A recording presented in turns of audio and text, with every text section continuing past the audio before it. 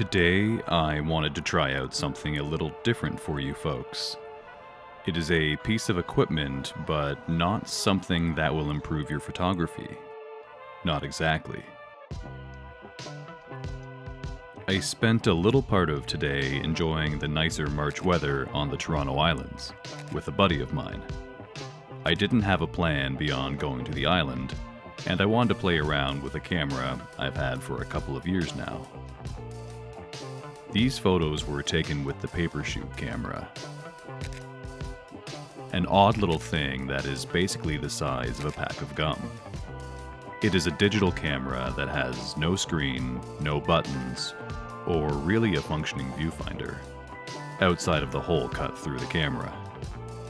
It has a small switch on the back that goes between 4 color settings: normal, black and white, warm, and cool. I generally select these settings at random. I found this camera when I was looking for something to suit a particular style I had been chasing for a number of years: the disposable look. For years, I've been the friend who takes pictures at parties and trips, and one of my favorite things was to bring a disposable film camera. And for a long time, you'd buy a camera for $10 or so, snap photos, get them developed, and bam, you've got a bunch of photos that feel like a certain time. Not only because the photos are of people you know, but it's how the photos themselves look. They have a type of inbuilt nostalgia. Now, years later, the cost of a disposable film camera has surged. The cost of developing and printing photos has also surged.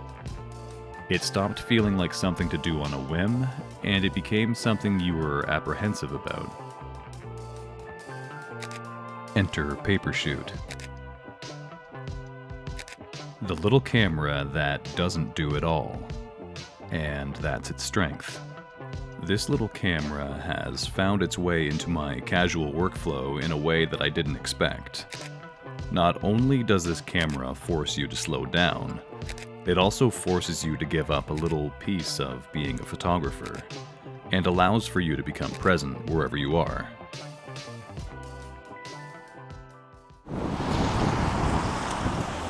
Like film, you're unable to immediately review the photos you take, which for some, I'm sure, could be frustrating.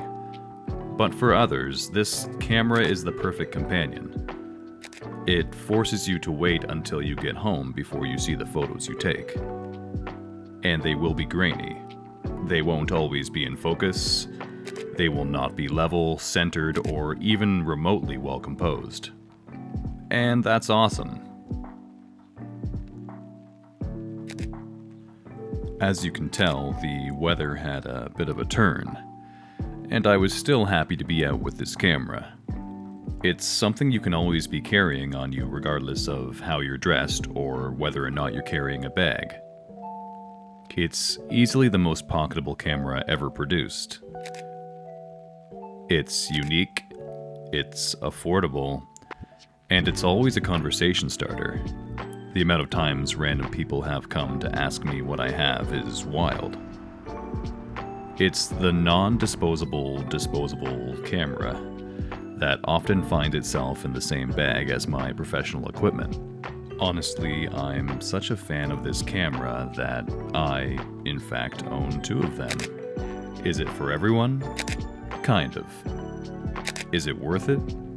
Absolutely. You'll be surprised what you're willing to take photos of when it's not a burden to bring out a professional camera. It's affordable, and the photos come out looking like instant nostalgia. You know the drill. Like, subscribe. Adios.